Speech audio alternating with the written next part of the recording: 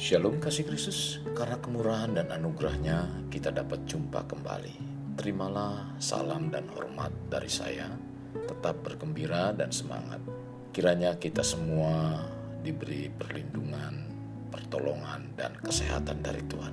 Saya percaya itu semua hasil dari kebenaran yang kita imani dalam Yesus. Mari tetap melekat dalam Tuhan melalui renungan hari ini, agar kebenaran yang kita miliki mendatangkan hasil yang semakin baik. Kita berdoa. Terima kasih Tuhan buat waktu dan kesempatan hari ini. Biarlah Roh-Mu yang kudus mengurapi kami semua, sehingga kami dapat memahami dan mengerti kebenaran firman yang disampaikan lewat hari ini Tuhan.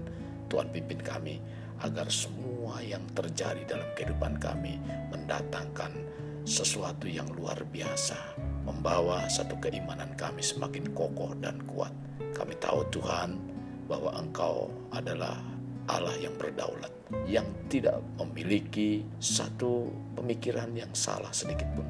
Terima kasih Tuhan, pimpin kami agar apa yang ditanamkan itu memberikan hasil yang menyukakan Engkau. Ini doa kami dalam nama Tuhan sekali berdoa, amin. Melekat dalam Tuhan bertema hasil dari kebenaran terdapat dalam Yohanes pasal yang ke-8 ayat 31b dan 32. Jika kamu tetap ada dalam perkataanku, kamu benar-benar muridku, dan kamu akan mengetahui kebenaran, dan kebenaran itu akan memerdekakan kamu. Kebenaran dapat diartikan sesuatu yang berkualitas, sesuatu yang tepat seperti yang diinginkan penciptanya, atau tindakan yang tidak menyimpang sesuai standar. Standar kebenaran bagi kita sebagai murid Kristus adalah firman Tuhan.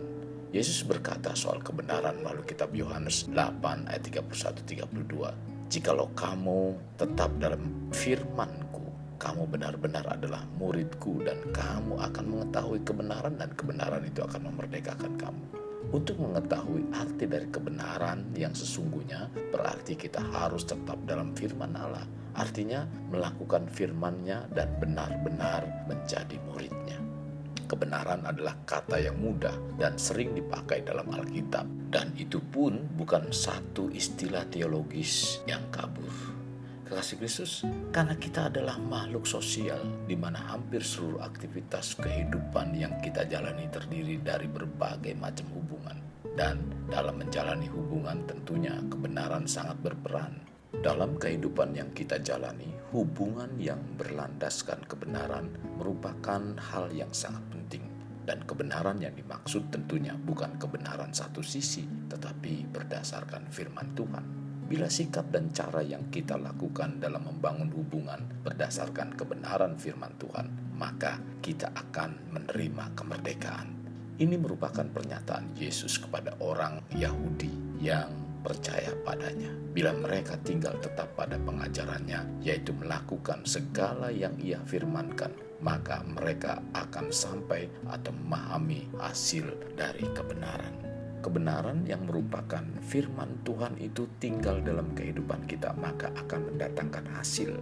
Hasil dari setiap kita yang hidup dalam kebenaran bukan hanya mengacu secara fisik saja seperti yang diharapkan oleh orang-orang Yahudi yang ada pada saat Yesus menyampaikan pernyataannya, tetapi mengacu pada ranah rohani.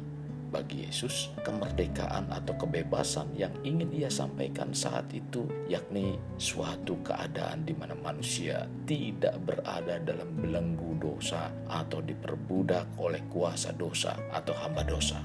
Jadi Yesus mau menekankan bahwa ketika dosa berkuasa dalam diri manusia, berarti secara jelas manusia sudah menjadi hamba dosa atau budak dari dosa. Kekasih Kristus, bila kita menjadi hamba dosa, maka dampaknya terhadap kehidupan tidak dapat mencapai kebenaran. Padahal dari kebenaran inilah kita terbebas dari bahaya dosa. Kebenaran standarnya bukan pada diri kita, paham dan ajaran kita, tetapi yang disampaikan oleh Yesus, dan hendaklah selalu terarah padanya. Karena Tuhan adalah kebenaran, sebagaimana dikatakan dalam Yohanes 14 ayat 6, kata Yesus kepadanya, "Akulah jalan kebenaran dan hidup. Tidak ada seorang pun yang datang kepada Bapa kalau tidak melalui aku." Jadi firman Tuhan merupakan kebenaran rohani, dan jika kita melakukan kebenaran, maka kita akan berpengalaman dengan Tuhan sehingga iman kita semakin kuat. Sebagai orang percaya, harusnya hidup kita senantiasa berada di dalam kebenaran Allah, dan itu menjadi harga mati yang tidak dapat ditawar-tawar dan dikompromikan. Kita harus menjunjung tinggi firman-Nya sebagai kebenaran, di mana sehari-harinya menghidupi dan melakukan kebenaran firman Tuhan, sehingga menerapkan kebenaran firman Tuhan itu menjadi budaya dalam setiap area kehidupan kita. Mari kita bawa kehidupan kita untuk tetap percaya akan kebenaran firman Tuhan sebagai kebenaran yang mutlak dan kebenaran yang berdaulat dalam seluruh hidup kita. Sekarang, kunci untuk mencapai keberhasilan ada di tangan kita. Biarlah kita mencek kerohanian kita, apakah kita mengikuti apa yang menjadi nasihat Paulus, yaitu sebab hidup kami ini adalah hidup karena percaya, bukan karena melihat. Percaya pada Tuhan berarti percaya pada kebenaran, dan percaya pada kebenaran akan menerima hasil dari kebenaran, di mana Tuhan akan menuntun, menolong, melindungi, mengubahkan setiap permasalahan yang kita hadapi. Kasih Kristus, jadikan hidup kita untuk lebih bermakna. Membangun pribadi bermakna dimulai dari pribadi kita. Kita berdoa. Bapa, terima kasih buat hari ini. Engkau mengajarkan firman dalam kehidupan kami. Biarlah kami tahu tentang kebenaran itu. Kami percaya ketika kami menerapkan kebenaran, maka ada hasil yang kami peroleh dari kebenaran yang kami terapkan dalam kehidupan kami.